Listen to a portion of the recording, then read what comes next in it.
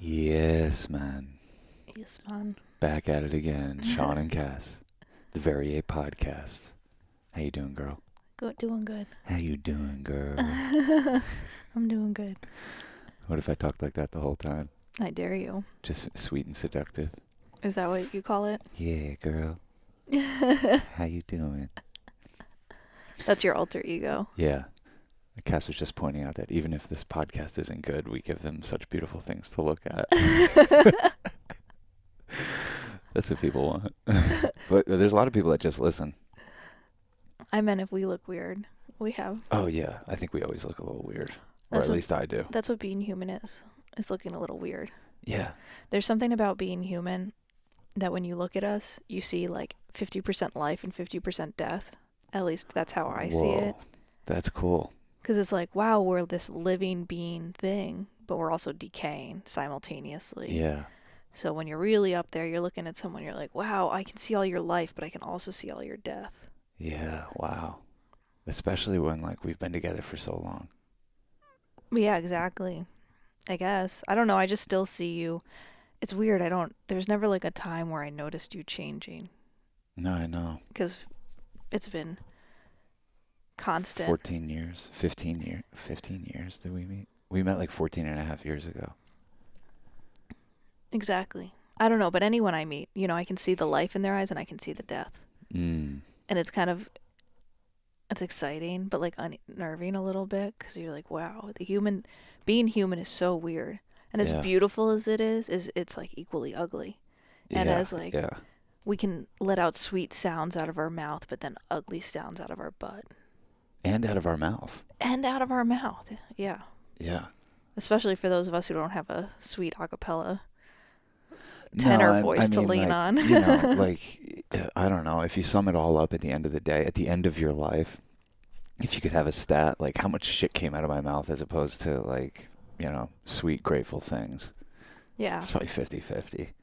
Right. If how often was I complaining good. versus how often was I like saying gratitude versus how often was I talking about ideas versus people. Mm-hmm. And I mean, if you could get an inventory of your thoughts the way you get an inventory of like your screen time, it'd be terrifying. You spent 8 hours a day worrying. Yeah, wow. That would be really cool. This last week you had 0.002 seconds of uninterrupted Zen thought or lack of thought or of being, and then just like gamifying it. You're like, all right, how do I get that number up? Yeah, that's actually really cool.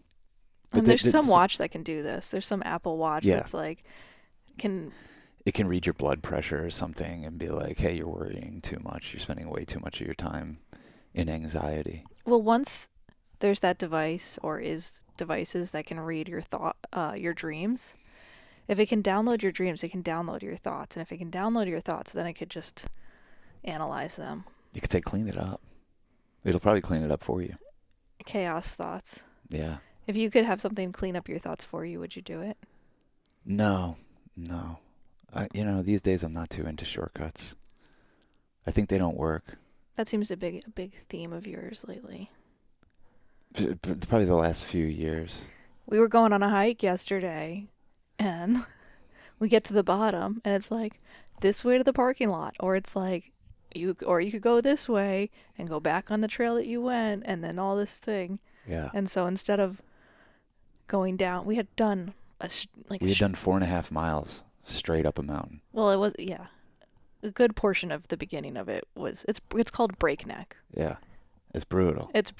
It's like a rock scramble. You got to know where your footing is. You got to know what you're doing. There's no messing around. Yeah.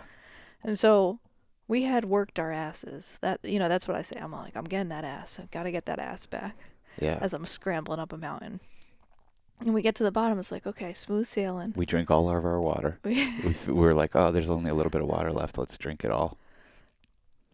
And then me and Laura decide, like, let's just take this little green part of the trail. It'll take us closer to our car. By like 20 feet. Yeah. Little did we know that it was 520 steps and a half a mile more of an incline. And then we get to the top and it's, I got spooked. We get to the top and it's where like the first peak of the mountain is. And I'm like, we're back there. We're back where we started. And I know the only way to get out of there is to either turn around and go like a half mile back or like literally straight down, which climbing up it is scary enough. Going down is like ill-advised. Treacherous. It literally. Treacherous. We're such fools. It said do not enter, and we were just like, is this for us? Is there an enter? We were. It's one way. It was one way. We went down, and it felt like that the whole time. It felt like we were going the wrong way down a one way. The first second I went down, I probably a rock this big got like propelled out, and I'm like, if this was a busier trail, I could have really hurt someone here. Yeah. And when you're going up, you like if you're gonna fall, you fall kind of forward and you slide down. When you're going down, you fall backwards and you can hit your head. It's you don't have the same grasping. It's not right. Anyway, that just long way of saying me doubling down on you not liking shortcuts. No, I really don't. Especially when there's a third entity around. You know, if it's just me and you, I'm like, all right, whatever. Let's just path of least resistance it. Because it's a lot more when it's just me and you. Like your voice is heard a little bit more, and I'm like, Cass doesn't want to do the hard thing, so let's just not. We get a 50-50 stake. Yeah, exactly. But when there's a third person around, I'm like, let's push it. Yeah. You know, we were talking about it out on the trail too, like what all these shortcuts, especially in terms of like pharmaceuticals, like how they're really not serving us in any way. You know, like Ozempic and Adderall and Klonopin and all, like they create bigger problems. They're creating bigger problems. You think you're getting there faster, but you're not even getting there. There's no there to get to. Yeah. That can get you there. Yeah. It's just the illusion of being there. Mm-hmm. And then you have to just take a longer route around to get to that place that you really wanted. What you ultimately are all seeking is like some sort of inner peace. Mm-hmm. You're eventually going to have to deal with the problems that Adderall was like helping you avoid and focus more on, you know, like it's going to come up to the surface. You're going to have to deal with it. So like, why not figure out how to do that? I feel like there's very clear examples in your life that you've taken shortcuts and you're like, I'm not interested in shortcuts anymore. What comes to your mind when you think of that stuff? Probably smoking weed for 12 years. I don't know. I'm on a little tolerance break right now, but you're like, okay, I gotta have a high spirit and calm spirit and not smoke my way there, but breathe my way there. Well, I'm learning that now. Yeah. Like, you know, everything that weed was giving me, I can kind of offer myself, and I can do it in the form of breathing. And like, you know, the perfect example is like, if I'm like feeling like on the edge of like going full anxiety mode, like 3 deep breaths will really take me off the ledge. And if 3 deep breaths can take you off the ledge, like what can, you know, more discipline around breath work do? I could be flying, motherfucker. Exactly. That's kind of what you always said about smoking. It's like you'd always be like, you want to smoke partly because you want to get a good breath in. Yeah. But it does the opposite, kind of. Well, yeah, like, for people that are smokers, like the way my dad was, you know, I think that was his way of breathing, of like stepping outside and being like, but you're breathing in all this tar and chemicals and stuff that's actually going to rob you of your breath, which is like, to me, the most sacred thing. Like, that's what life is, you know, the primordial vibration. Yeah. It's the word of God. And when you listen to it and give it a name and start to worship it, your life becomes more like eternal, you know? Yeah, it just feels like breaking down, like, okay, grounding into what is life about? What do you want life to be about? Where do you want to get to? And then kind of decluttering all the illusions around how you get there. Yeah. And realize, oh, that's where I think shortcut is valuable. Because I honestly think we're taking the longer routes when the true shortcut is like, okay, just to your breath, just to grounding down. That's true. Yeah. So shortcuts aren't inherently bad. No. Most things aren't inherently bad. It's just the way we do things. It's you know, the way we go about doing them. But like, yeah, I guess you could call that a shortcut back to, because like I think what life is it's like balancing a balloon on a pin, and what that is like trying to stay present, because in the present moment, like, everything's there for you. It's all good, you know. And if you start like casting your net out into the future and like living out in the future, that's like where anxiety is. Like, why go there? You know it's out there. You know what's out there. It's anxiety. And you're going to pull that in every time you cast your net out there. And every time you cast your net backwards, you know what's back there too. Depression. And you're going to pull that in. Dwelling in depression, you're going to pull that in. So it's like you got to kind of figure out how to like achieve that balance. And it is a very precarious thing. But like if you become in tune with those feelings of what your body is doing and what your mind starts doing when you go out into the future, you can use your breath to bring it back. And if you can attune yourself with what depression feels like for you and what it does to your body, you can use your breath to bring it back. And yeah, it feels like meditation and that sort of life is a meditation. It's not necessarily about not having feelings or not having thoughts or not having regret or not having fear. It's about, okay, how quickly can you then remember to bring it back to the breath? And that's kind of the universe that we call rebounding, because we we both have our own personal meditation practice of like bringing it back to the breath, bringing it back to the mantra, bearing witness to the chaos of our minds, and just bringing it back to something bigger and deeper and broader than one particular cloud passing by. But the way it shows in a relationship of two people is like, oh, I'll trigger you, you'll trigger me, we're in a fear, we're in a like looking out into the future, telling bad stories, and we kind of both are in this place where it's like, we call it rebounding. It's like, okay, it's not that our relationship's not going to have those moments, it's just how quickly can we help each other rebound back to the place where we can notice our breath and be in the moment, be back on the like pin of the balloon, as you say. Yeah.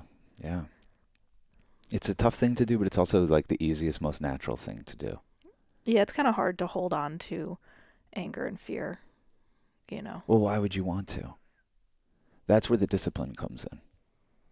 That's where the PMA, positive mental attitude, comes in, and the discipline of just like, talk about decluttering your life. Like, why would you want to feel that way? And just like holding a high watermark for like how you want to feel. And I just don't think there's room for it.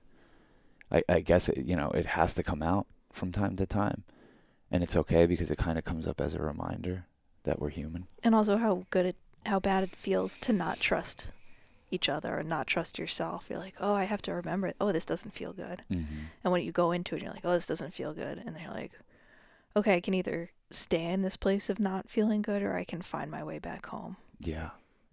To trusting like in the order of things and a Zen mindset about everything. And back home is the present moment. And in the present moment, that's where there's infinite angels. That's what I've learned. Yeah. Yeah, for sure. Like, I've always been aware of angels, but I feel like, I don't know when it started. We just started working with them. We started being in collaboration with them instead of like in awe and worship. You know what I mean? Like, it's like we work together. Well, kind of got the idea that they might, and some angels, there are angels that like to go to work for us, and they like to help us when we send them ahead to go find us a great parking spot. They enjoy it. That's like their purpose. They're like they're recognized and being put to use in a way they're like a genie. They're like, hey, how can I help you? What do you need? And we're like, what we need is a goddamn great parking spot because we took a risk of driving to this concert in Manhattan. And they're like, oh, that ain't shit for us. Like, we got that. And it's the little things. Yeah.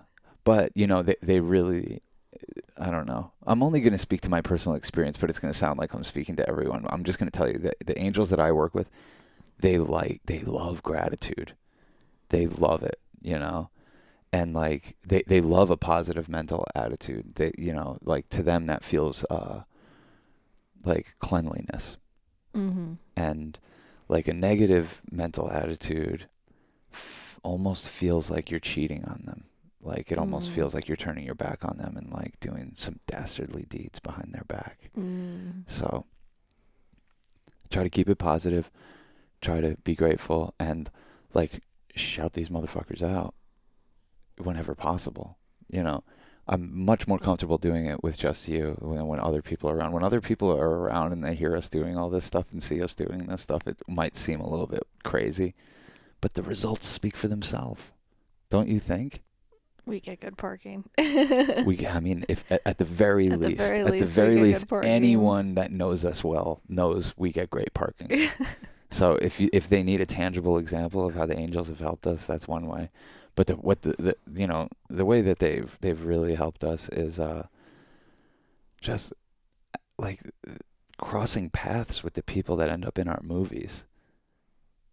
You know what I mean? Yeah, what could be more The cosmic? insane odds of like coming across this guy at this time in this random place that we happen to be. Mr. Sexy Cocoa Beach. Mr. Sexy Cocoa Beach from Florida, man. That guy that's talking about someone ought to clean that wall. Like just like us just milling about and just the universe like conspiring to like have that moment kind of like crystallize and captured. Like that's, I don't know, if you watch any of our movies, that's what it is. It's like angel work. That's It's what I like, was going to call it. I was going to call it angel work. yeah, yeah. Well, you went to an angel healer. God, I wish I could remember when that was. Maybe 2015, 2016. 2017, 2018, probably. Really? Okay. Maybe 2015, maybe earlier. I can't remember.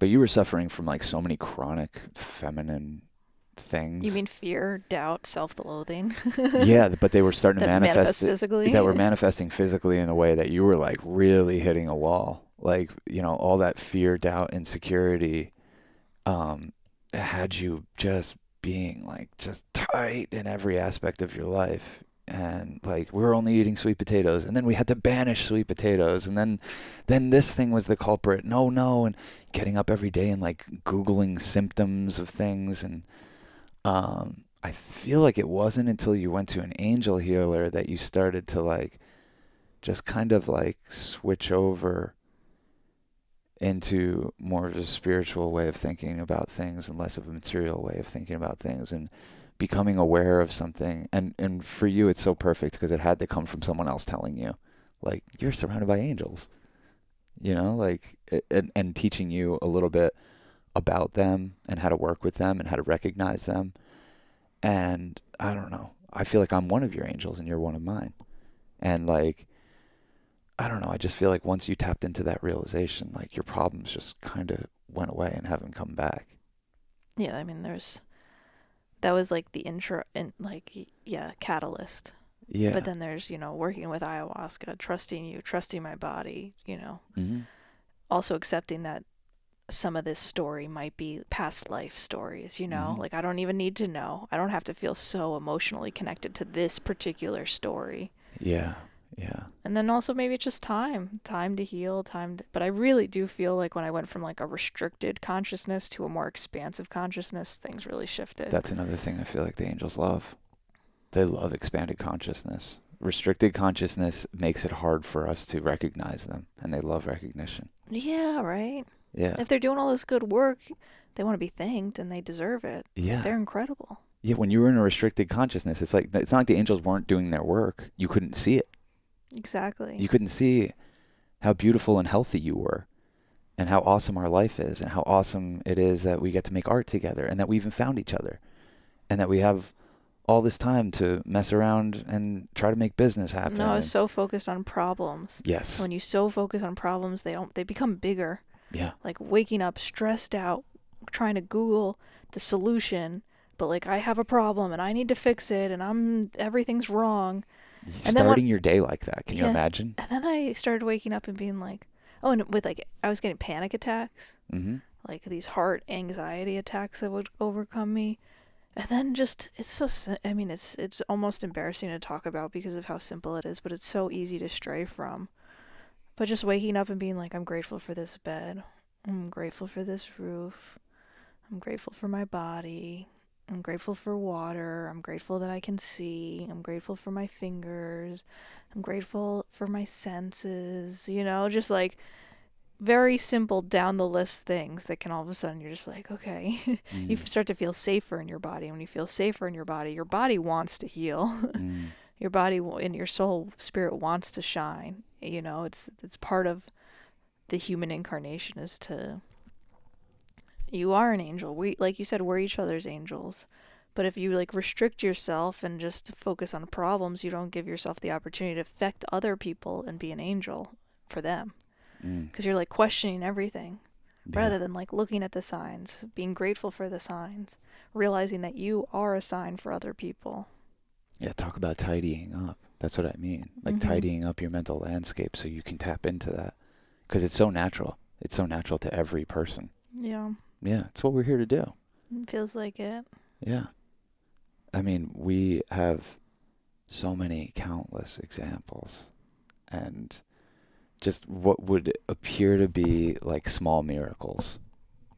But like, I'm just like, oh, that's...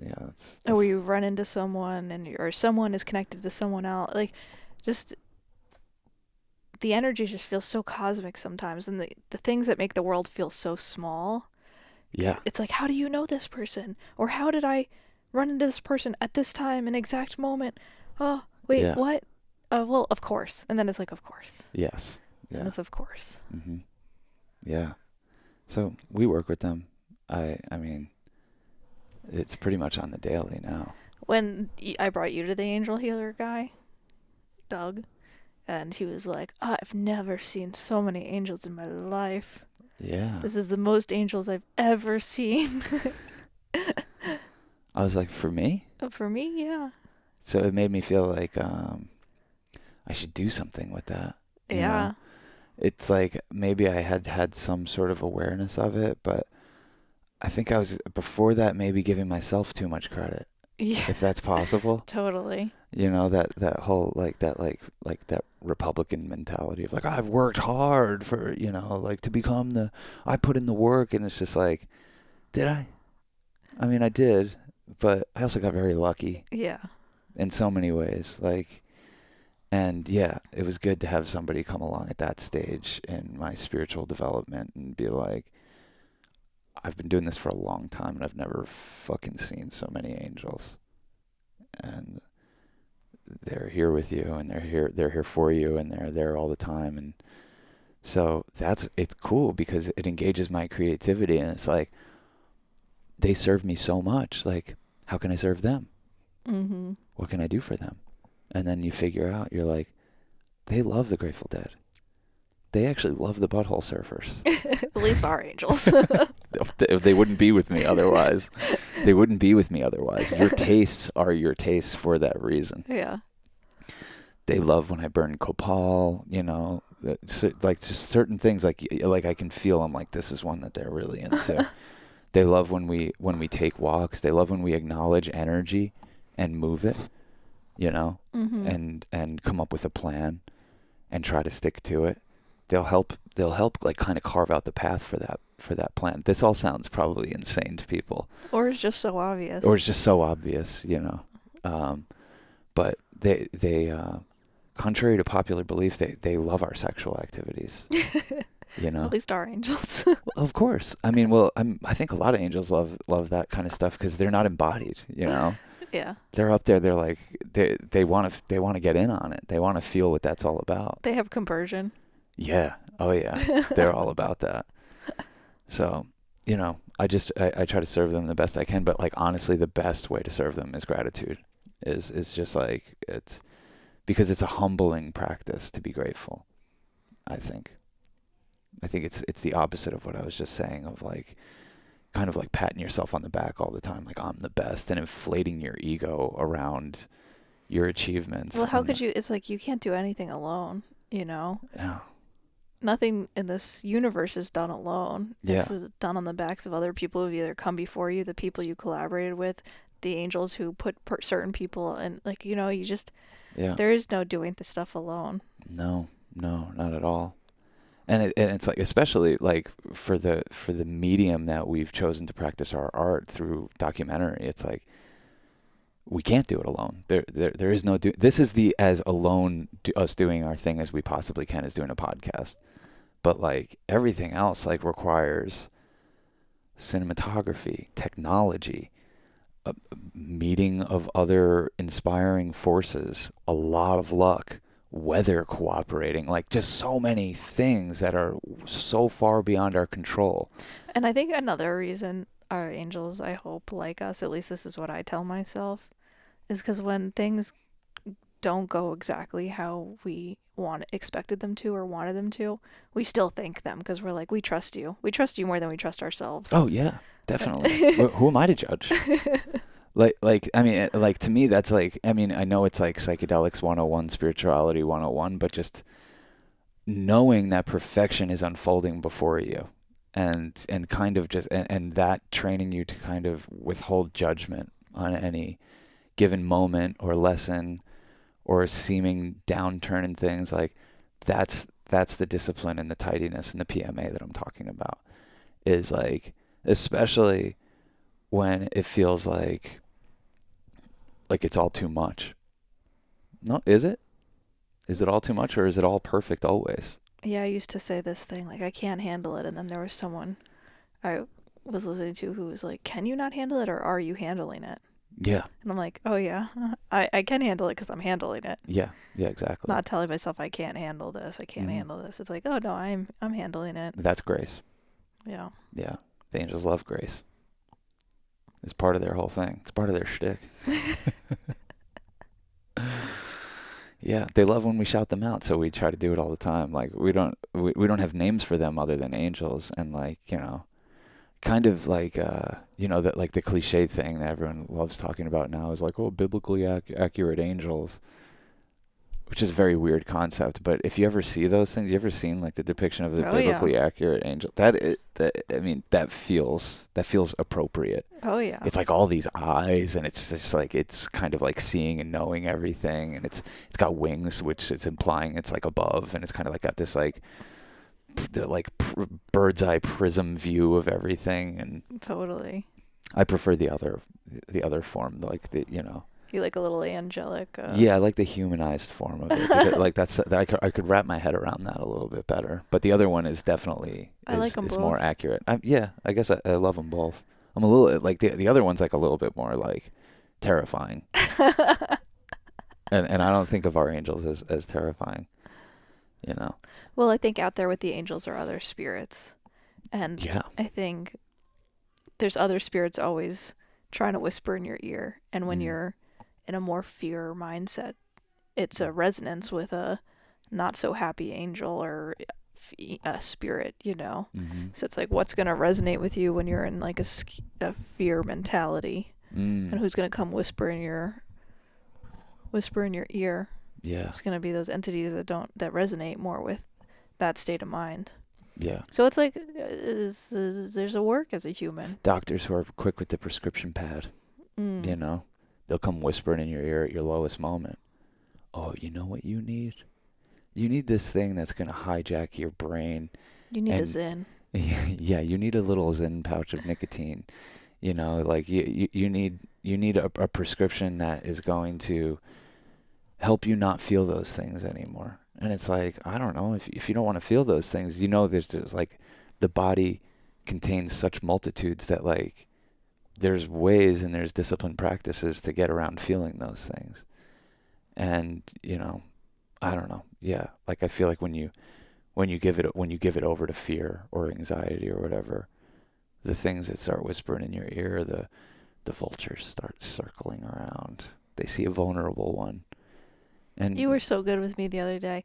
I had we've become so sensitive and tuned into each other that I think in a less judgmental way you can see when I'm like get like a little lost on the narrative or the overwhelmed or a little scared or a little like I made a mistake and I'm like looped on a mistake. Yeah. And they're not even it was like the simplest thing that I got caught up on. It was like not even a real thing, but it was just like, did we do something in the wrong order, or it was stupid. Mm-hmm.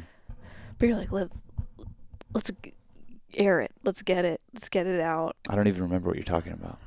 When we went to get some barbecue and then you were like, everyone's going to be so tired. And I just started going off in my head about, oh no, everyone's going to be so tired. We made a mistake, and I couldn't. Yeah, we were on our shoot and it felt like we had given away our power a little bit to the driver. He's like, I know where to take you guys for lunch. And we're like, okay. And like, he was like such a imposing force that we kind of like didn't, question it. He's like, I'll take you guys to barbecue. I'll take you over to Dinosaur Barbecue in Harlem. And first of all, like, I'm like, what the fuck are we going to eat there? And then it started, like, I was like, oh man, we still have half our day ahead of us after this. Like, we're going to be non-functioning after eating like that. Like, the crew is going to feel like shit. There's like 10 of us out here. And just even mentioning that to you, I could see like you were about to start crying. We went in the place, and like I could see your lip stories. Like quivering, and I was just like, "What is it? What's going on with you? What's the deal?" And on top of it, it was like very loud in there. It was very boisterous and loud, and it was on a Saturday. So it was just busy. I'm not like usually for lunch you need to like grab a breath, not go into like a party. That's what walk away lunch on set is the best thing. It's just like everybody, we'll meet back here in an hour. Even if you go and eat together, whatever, that's your choice. But like what I choose to do is bring lunch, wolf it down real quick, and then meditate. And yeah, we were not in that situation, and like all of a sudden we're just in a loud, meat-eating hellscape, and it's just like dishes are clanking all over the place, and music and conversations too loud, and it's just like we were both like, "Whoa, God, what is this?" And I can see it better on you than I would even recognize it in myself. So I said, "Let's go outside." We went outside. So let's just thank the angels. We're out here shooting. This is what we love doing. We're getting paid well to do it. And let's just air it all out. What are we worried about? Let's just go through it. And a lot of times it's something simple like that. And honestly, you're like, I heard you say that people are going to be tired after this. And I'm like, don't worry about that. That's their problem. They're professionals. They're all in unions. They know we have to do the job. And we keep the spirit high. We got this. And it ended up being the best meal. I like still think about that meal. It was awesome. It was so delicious. We got Impossible Burgers. Yeah, we all had such a good time. Everyone got to know each other a little bit better, and I feel like there was enough meat to carbs ratio. There was more meat than carbs. That like not everyone, no one crashed. We actually came out of it, and the driver was like, "Did you guys take mushrooms during that?" And we're like, "No, we're trying to keep on that vibe, man. We have to." We have to keep it on this positive vibe. I don't know how we're going to get through this otherwise. And we'll talk a lot more in detail about the job and everything on our Afterglow episode. It went great, though. It went so really great. And we have so many stories. We signed NDAs and stuff that we can't really talk about. We'll still respect the NDA, but well, of course. But like, we can give more details. We can give a lot more details and just like tell funny stories and stuff. We'll do it on the Afterglow. Patreon.com/churchofchill. Join us. Let's become friends. Yeah. Yeah, but you think I'm doing that for you, but I'm doing it for me. I know. Ultimately, it doesn't feel like that for me. Even in the moment, I feel like, oh, I'm gonna help my girl. I'm gonna throw her a little life raft and pull her back to the mothership. And in the process of doing so, I'm like, man, I needed to hear all this. Well, you brought it back to the angels always. Yeah. And that was really helpful because the stuff can quickly spiral, and there was like another moment that I had where I had like one caught up thought, and then it kind of, you get like it just happens so quickly, and then it's like, oh, we just got to rebound from this. Mm-hmm. But it was great. It went so great. What was that? When we were at Washington Square Park. Oh yeah, man, guys. I know. Sometimes it gets the best of me. That's why, like, honestly, like, we can help each other and we can throw each other life rafts. But I gotta look out. But like, you do have to look out, and you have to look out for yourself sometimes. I know. And by looking out for yourself, you're looking out for the betterment of an entity that shouldn't be that much in your control or any one person's control. Well, I think. Do you know what I mean by that? Like, totally. You could take that forward. Totally. I learned a lot. Like, how many times can we throw life rafts out? No, I know. But it's like, talk about, there's like, we're a temple, mm-hmm. and we want to invite the angels in, and I hadn't, like, at lunch, another lunch thing, hadn't taken care of my temple with what I ate. This is actually this is a good thing to speak to. Yeah, I kind of was beating myself up about what I ate. Halfway through the last day of our shoot, it was a 6-day shoot, we were like, let's treat ourselves. It's a walk away lunch. We have like an hour and 15 minutes before we have to go back. Let's go to this like vegan fast food place and get these nachos that you wanted, and I'll get an Impossible Burger. And, let's just treat ourselves. We need calories right now, like literally on like 25,000 steps a day type of deal. Yeah. Just working our asses off and just like staying in focus. And I didn't know it, but those nachos really bothered you. Like, you didn't serve your temple what it needed. Yeah. You gave what you thought you wanted. It's not what you needed. And then I started judging myself, and then I started judging you, and then I just started judging everything, and then I was just like... Next thing you know, what's coming out of your mouth? Judgments. Yeah. That do affect the vibe. Totally. Of the whole thing. And you're all of a sudden you're saying out loud to people that shouldn't be hearing this, like, oh, but we haven't gotten this, and we didn't do that, and like all this just like judgmental stuff that's just like... And it was stuff we didn't even need. It was just stuff that was like... It wasn't even appropriate. It was as above, so below bullshit. It was just like, oh, I'm judging myself. I just got scared. Yeah, exactly. You got scared about what you put in your body and what it was doing to you. And your microbiome was just like, those are angels too. Right. Those are angels you have to serve too. Those look more like the biblically accurate angels. Yeah, oh, they're down there. They're down there. They're controlling the show from inside. Totally. So those little fuckers were like, what did you just do to me? And then you were saying, what did you just do to me? What are we doing? What the heck is going on? And we're in like the last 3 hours of a shoot. And you're like, but we didn't get so-and-so and such and such. It freaked me the fuck out. It was like a little thing that I just had to say out loud and then just be like, oh, we weren't even supposed to get so-and-so and such, and that we already covered this. And it was just a last minute, like, sometimes you go digging for fears. That's what I'm saying. And I was like, all right, in the last minute, let's go dig for some fears. And I'm like, to me, I'm like, clean it up. What's more important is the feeling that this crew that worked their ass off for us fucking feels appreciated and like they did a good job. Well, they did, and they killed it. Yeah. And me also feel that way. Totally. That's what because I just devoted 4 months of preparation to this. And then to be like, oh, by the way, at the last second, I know we can't do anything about it, but we didn't get such and such and such and such. And I'm like, you really want me to go there with you? I'll go there with you. You're ripping my heart out and stomping it all over on fucking Washington Square Park right now. You're destroying my heart. And I'm like, I can't even express in words what that does to me. It just pulls me into hell because that's what we're doing. We're looking backwards. We're saying, oh my God, all the stuff that we should have done and we could have done and it could have been this way and I could have felt like I checked that box, and it's just like destroying me. And at that moment, I wasn't as disciplined. I did my best to turn it around, but I was like, I don't know. I feel like we're enemies right now. I feel like if you were a client, I'd be telling you off. I'd be saying this fucking crew worked their ass off. We drove all over this goddamn city for 6 days. Are you kidding me? You're going to talk about some weird OCD little myopic detail that you think we didn't get? Like, get your shit together. Discipline. Come on, focus up right now. Like, it really sent me, to the point where I was just like, okay, well, I'm done. Like, we have 3 hours left on the shoot. You could fucking do it. You know what I mean? We turned it around. And we rebounded. I think we rebounded pretty quick.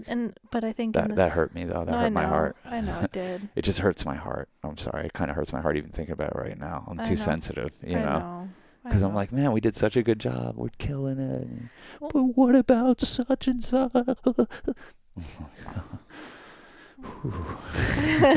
No, I know. Trust me, I know. And I felt it. I felt the repercussions of it and just being like, damn.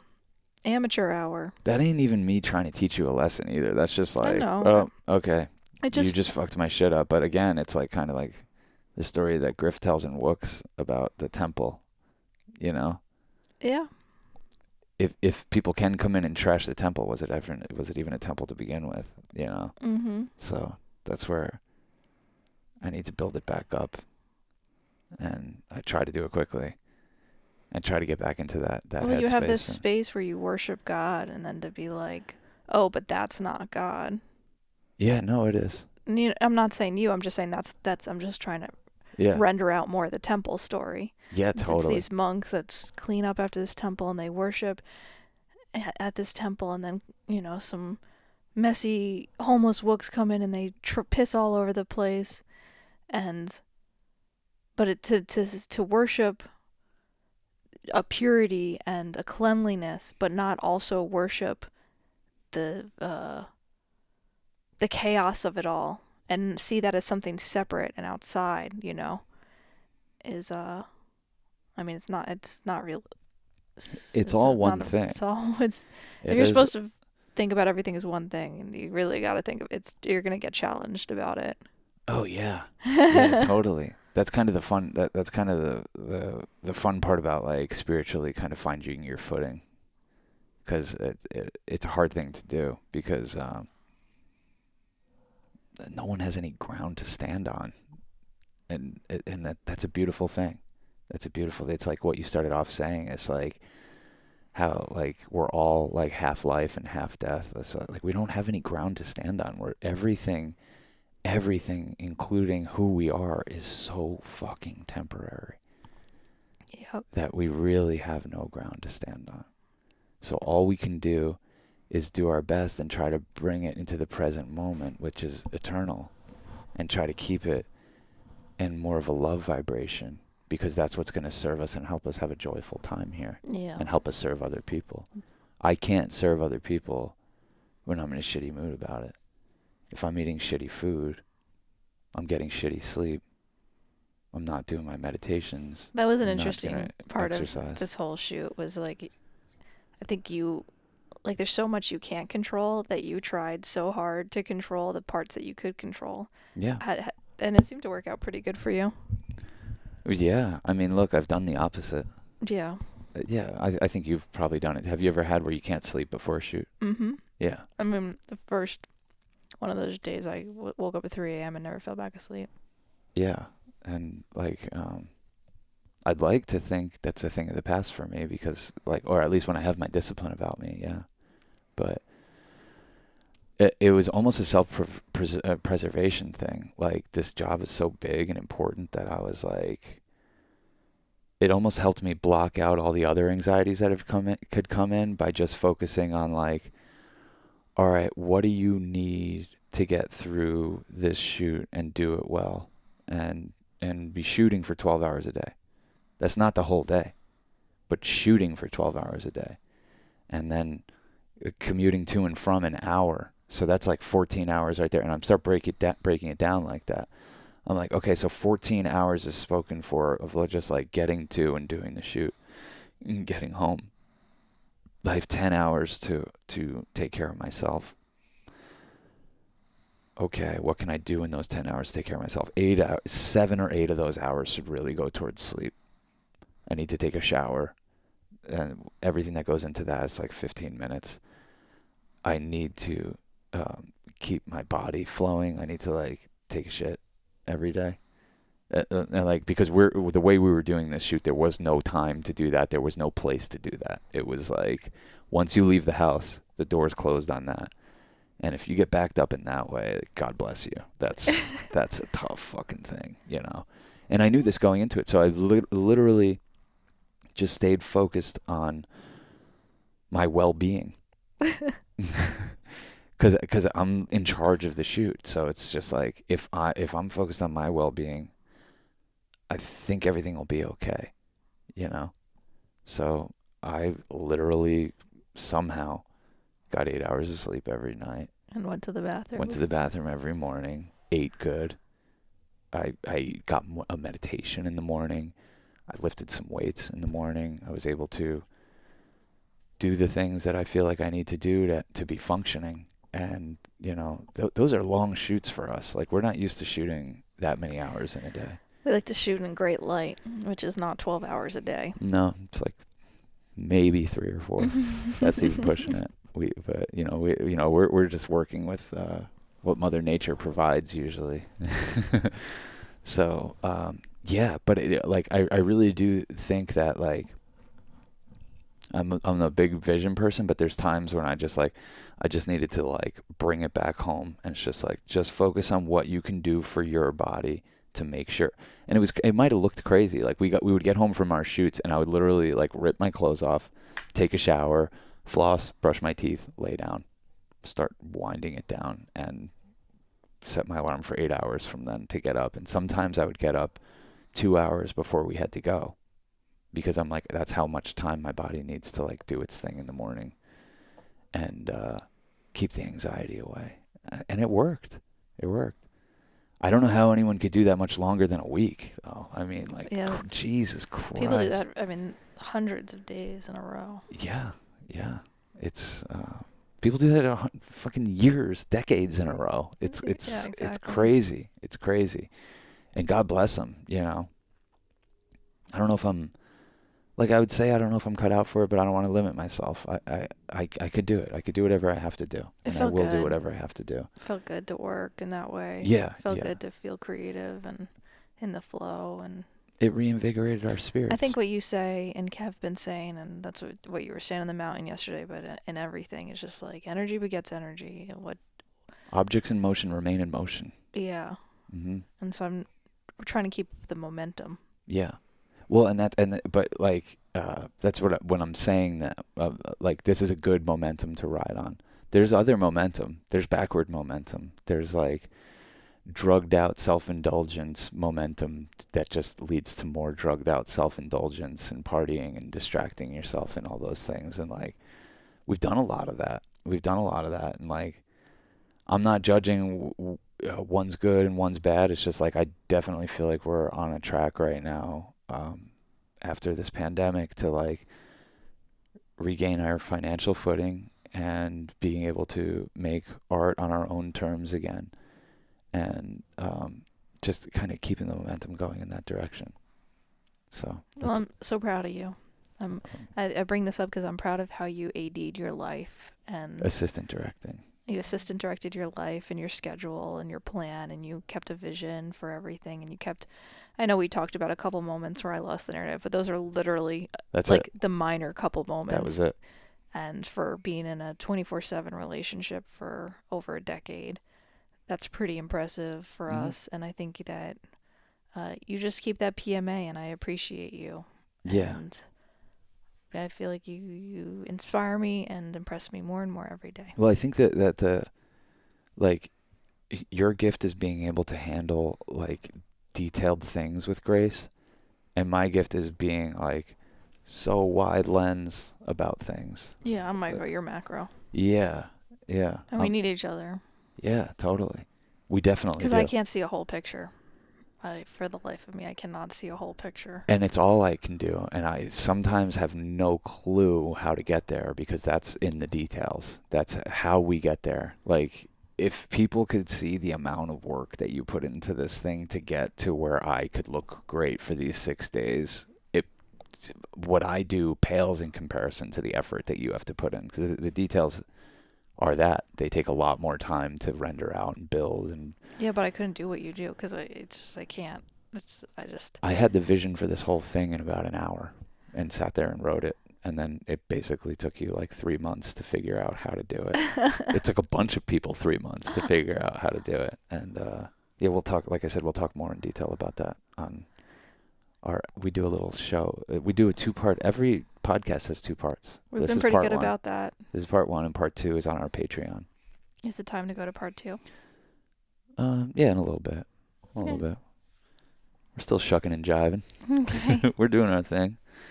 Spewing our mumbo jumbo.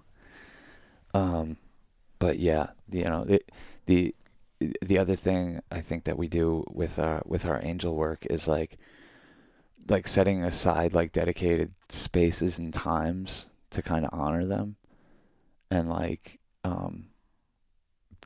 we go up into the cemetery and we honor all of our dead homies up there. And like I said to you yesterday, I was like, they're not stuck here, but this is where, you know, we in the 3D world, we put monuments to their life here. So it's kind of like, where better can you go to honor the dead homies than a cemetery? And I don't know which one of them's responsible for all this, you know, all this abundance. I don't know who's been pulling strings. So we just go up there and honor them all. we take like a 2-mile walk through this place. Like I'm sure whoever's responsible appreciates that we honor them all. Oh yeah, we go up there and we shout them out, and we just speak nothing but positivity, and we thank them, and then, we set forth new missions, which We say that we're available and we have the energy and we're open. Yeah, that's a big thing. I mean, I don't know if we mentioned it on here or if we mentioned it on one of the Patreon episodes, but like the whole way that this job came about, it was like us being kind of like in just one of those moments of just like, Jesus Christ, mate, what the hell are we doing right now? Like we gotta shift the energy. Like when things start getting financially tight, like for us it sucks, especially because like the whole key to us making our thing is that we've had extra money to make films. They're very expensive to make. Even when it's just us two making them, they're just expensive to make.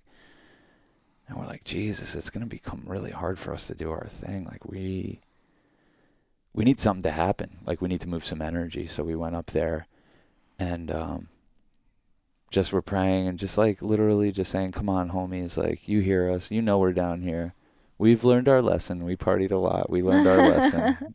We're ready to work. We're ready to work. We're open. We're available, and we're open to surprises. Like usually it's like a commercial that comes in and saves the day for us financially. Yeah, but we were saying like, hey, we're open to something unexpected. We hope that someone or something thinks about all the work we've put out there and thinks, oh, who would be good to work with? Sean and Cass. Yeah. And that's literally what happened that day. We got a call being like, hey, would you want to do this like crazy thing? And it's like, yeah. From Marvel.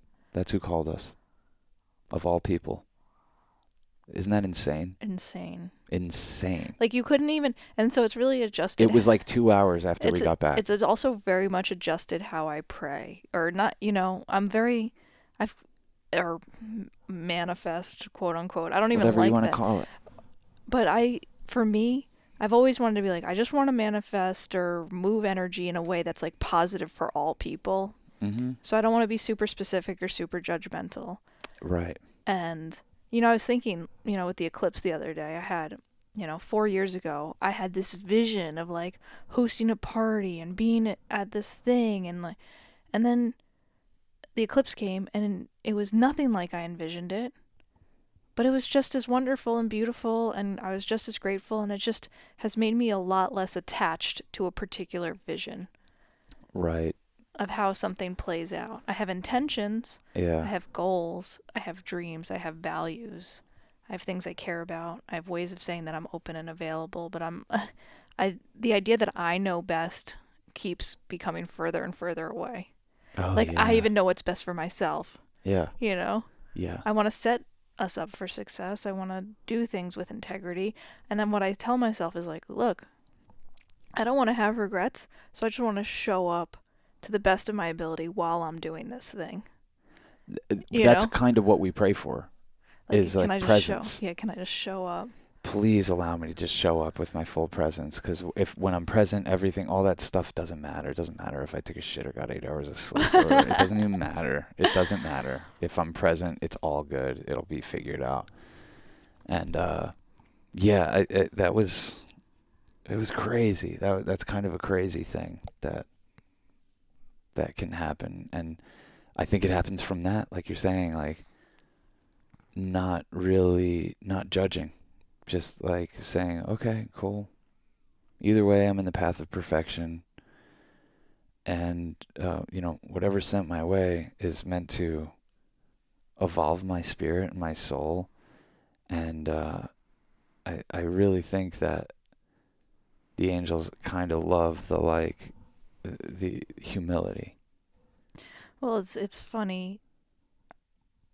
I don't know whether it was my mom or something. She was like, reminding me like, oh, but don't get attached or whatever. I'm like, yo, Sean and I have been broke so many times, and I'm sure we will be again. Not that I want to like tell that story, but it doesn't scare me. No. I'm not. I don't. It's okay. It's well, because being attached to not being broke would have us in that mindset of manhandling our life, and like for artists in particular who like want to spend money to make art rather than make art to. So we try to money. be very mindful about not taking on too many excessive bills or payments or debts or whatever it is. Yeah. And look what all this does. Like, when you really zoom out on our life, look what all this does is, like, we're not as hard on each other or our families or our friends or the environment. You know, like, we're not as typical as the typical consumer, because like we've been humbled so many times that it's made us humble. You know, we've taken our lesson, and we're not like doing the thing where it's like, oh, we made it. All right, only up from here. yeah, or we went broke. Like, I'll fucking show them I'm gonna make so much fucking money, and like, it's just like, that's the manhandling. That's like too much yang energy, and you know, I don't know. I think that's kind of like why our relationship works, is like, it's different at different times. You know, each of us embodies the yin and the if yang. you're scared to go broke, you're scared to take risk, and if you're scared to do risks, then you're limited. If you're scared to go broke, you're scared to live. Yeah. Right. I mean, look, I think you shouldn't spend money stupidly, like gambling. I think that's a predatory industry, and you should be very mindful about what risks you take. But if there are risks for love and art and creation, that's a lot different than, you know, addictive tendencies towards predatory industries. Yeah, totally. I mean, look, at its best, when we're really doing it, we're helping people feel a little bit more connected. I'm not saying it hits all the time, but when it hits, and when it hits with the right people, that's what we're doing. We're using technology and this medium that's just a little over 100 years old to try to make people feel more connected and more at home, and make the world feel like a smaller place. Well, that's what we needed to feel like. So that's kind of what we were saying that with Noah. I was having that realization on our podcast with Noah a few weeks ago. It's just like, I'm so sensitive that I need the world to feel this way. So I have to make the art that depicts the world in that way, and kind of sets a bar for how we can behave. Yeah, and see each other as human, which seems to be rare sometimes for people. Yeah, I mean, people, they treat each other like disposable commodities. Yeah. And it's really unfortunate, you know, because every person, they'll shock you if you let them, you know, if you don't box them in. I think that's kind of also where I've gotten to. I don't know how to say this in a way, but I feel like I'm not so cocky to think my life is worth more than anyone else's, you know? It's not. I know it's not, but it also is like, you know, being 20 to now 35, I get more to that energy. I get less attached to my story, my success, my this, my that. That is like, oh, it's just, there's like an ease that I can operate from. Yeah. Because like my life, I'm not even as attached to my life. Like, of course I want to live a long life and be with you and stuff like that, but I don't feel scared anymore. I'm more attached to, more than I'm attached to like my life and our legacy, is like spending more and more time in this vibration where we can recognize the angels and the miracles and the sanctity of life, and that and the balance of things. Like that's, I'm much more attached to that than any kind of. Because if you're not living with that, how are you even living? Like, are you living or are you already dead? Yeah, that's what I'm saying. And then, are we already dead? And then if we're already dead, why not just try to live in love and with the part of life that actually matters? Well, I mean, like, the way I think of it is like there's so many channels on the cosmic cable box. There's right. You know, there's infinite channels you can you know, hit on and whatever, and like you could live your whole life on one channel. Totally. And we've flipped around a lot. And it feels like we found one. It's kind of like finding scrambled porn when I was like 12 years old. Like, what? Oh my God, wait, there's something there. I can see it. Oh my God, I can use this. That's what it feels like. It feels like we've stumbled on a channel that I'm like, does anyone else know about this? Like, is this legal? Is this okay? And just really using it for good. and trying to speak to something that is truly ineffable. Like we're trying to pull down tangible examples so people can kind of understand and not think we're crazy, but it's truly ineffable what you're tapping into when you start playing around with your infinite angels, and yeah, I can't recommend it enough. It's worth trying to have the discipline and treat your body right so you can tap into those things and not block out those channels, because like they're really good ones. They're obscure. Like, unfortunately, they're obscure. Yeah. But like if you can tap into them, like you're a psychic, you're clairvoyant, you're a Zen master, you're all these things. It's like that's where it all is. That's where it all is. Like for us, it's just like it feels like we're humble servants of the angels, and it's kind of like this cat and mouse game. It's like, they give us the idea, and then we serve the idea, and they like they like the job we did, so then they give us another one, and then and it's like, oh well, what are you going to do with this one? Do you think this one's too big for you guys, or do you think you could figure out in the 3D world how to get the money to make this big thing that we just inspired you with? And I don't know. I feel like so far, at least in our artistic endeavors, we really haven't let them down, and that's what I want to keep doing. And it's much more important to me kind of like serving them than any kind of like false gods on this plane of reality, because they're there. They're pulling you apart limb from limb, just with distractions and, like I'm saying, chemical suppressants of really important messages that were sent to you to wake up. Wake up. Like I was saying about my elbow. That shit was blown out until I took some mushrooms and realized, like, oh, I just have to learn my lesson about this elbow. And the pain went away. And that's self-healing with a little bit of help from the great beyond. But like, yeah, I needed that help to tap into to tune into that channel where I could heal myself. I needed a little bit of a mushroom to like make me aware of how powerful I am again, and not give into the story where every morning I'm like, oh God, another day of this. Oh God, I can't believe this. What did I do? Why did I do it? Like, I was keeping myself from tapping into that by just keeping a story going of self-pity. Mm-hmm. And I think that's one of the things the angels hate. I really do. Self-pity. Yeah. I still think that they'll work with you. But I think if you indulge in self-pity too much, well, obviously your life's going to be less exciting. So there's that. And to me, that's like, if your life is less exciting, then that means the angels are less excited for you. And they're not going to... You want to keep these angels entertained.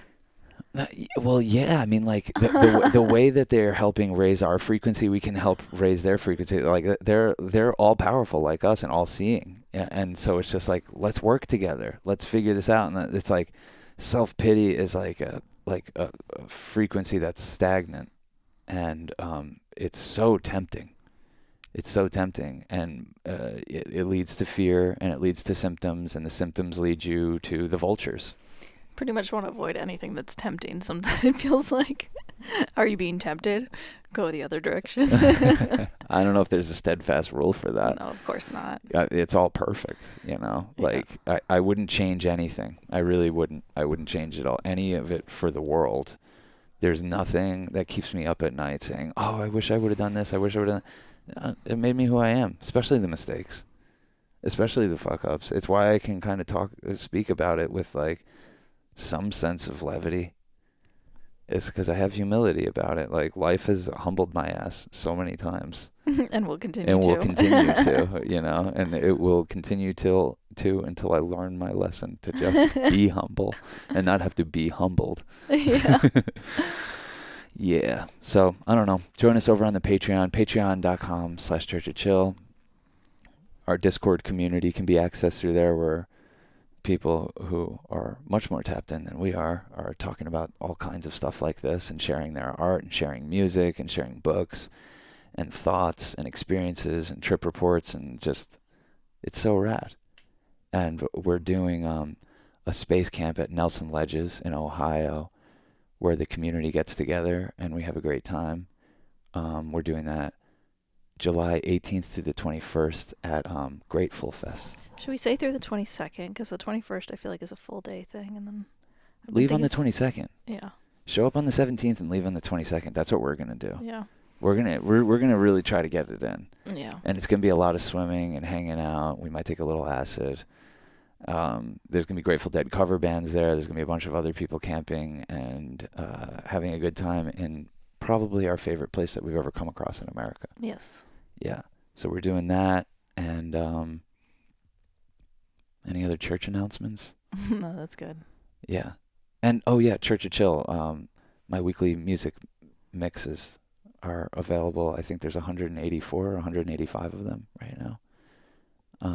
Yeah, and it's all on patreon.com/churchofchill. We just ask for $2 a month. That's just it's just arbitrary. You could give us more. You could give us less if you want, even. But we really appreciate it. It keeps us doing this. So thanks so much. Peace, love, and magic, y'all. Peace, love, and magic.